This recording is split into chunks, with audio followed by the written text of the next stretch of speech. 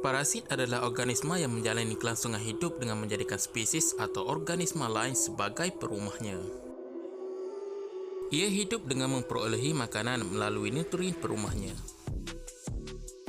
Parasit juga berasal dari perkataan Yunani iaitu parasitos yang bermaksud makan di meja orang lain. Ia menepati ciri-ciri parasit yang akan makan apa sahaja yang ada pada perumahnya. Parasit wujud dalam pelbagai bentuk seperti sel, haiwan, kulat dan tumbuhan. Malah, parasit juga mempunyai pelbagai mekanisme untuk terus membiak dan mendapatkan perumah baru. Ada antara cara ini sangat menggerukan dan akan menyebabkan perumahnya mati. Berikut adalah 5 parasit yang paling bahaya yang perlu anda ketahui.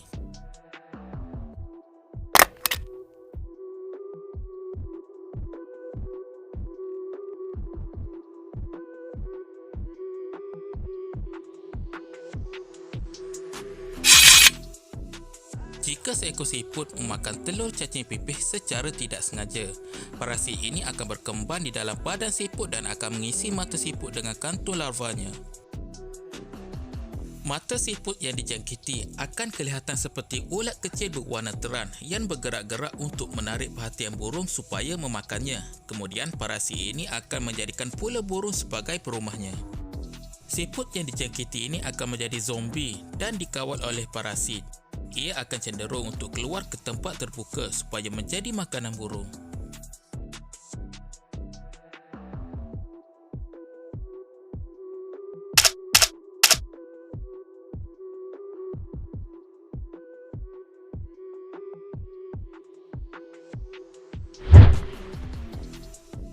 Ampulate compressa adalah nama saintifik bagi serangga yang biasanya dikenali sebagai tebuan permata atau tebuan lipas zamrud. Haiwan ini mempunyai cara pembiakan yang unik berbanding spesiesnya yang lain.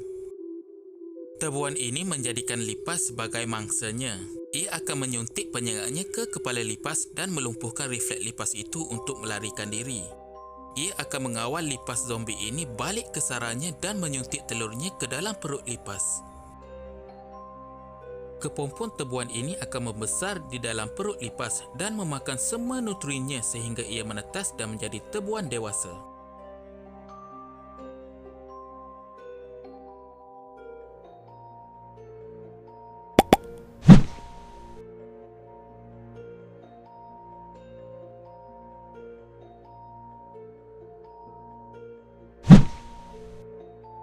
Samotua exigua adalah nama saintifik bagi sejenis spesies kutu laut. Parasit bahaya ini bukan sahaja memakan bahagian tubuh perumahnya, tetapi juga menggantikan organ penting untuk perumahnya makan.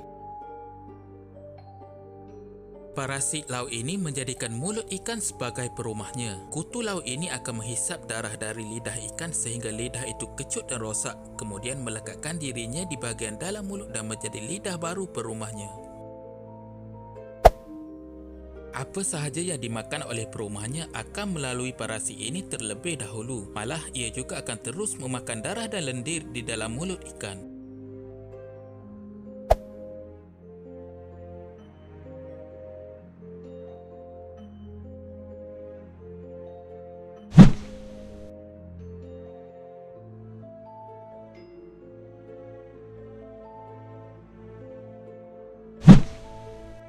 Parasit yang juga dikenali dengan nama cacing mata ini menjangkiti manusia melalui gigitan spesies lalat di Afrika.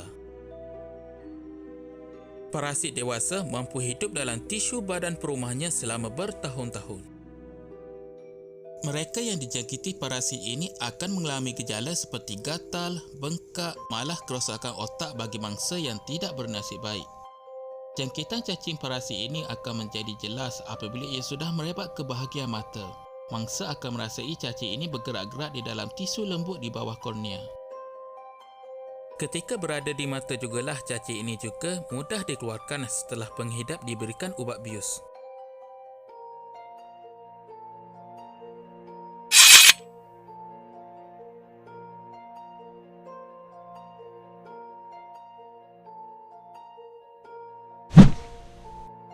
Wolbachia tidak suka kepada jantina jantan. Bakteria ini biasanya akan menjangkiti sel telur nyamuk betina. Untuk meningkatkan peluangnya membiak, bakteria ini boleh membunuh nyamuk jantan yang dijangkiti atau memaksa mereka untuk menukar jantina.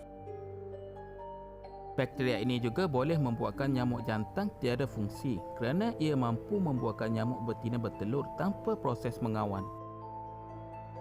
Apa yang baiknya, parasit ini akan mengurangkan kebolehan nyamuk betina untuk menyebarkan virus seperti denggi, zika, chikungunya dan demam kuning. Walaupun bakteria Wolbachia ini telah dijumpai pada manusia, tetapi ia hanya dapat memanipulasi perumah jantan seperti serangga dan cacing sahaja.